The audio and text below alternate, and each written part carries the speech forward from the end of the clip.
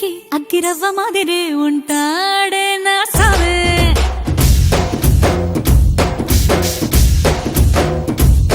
మెత్తాని పత్తి పువ్వుల మరే సంటో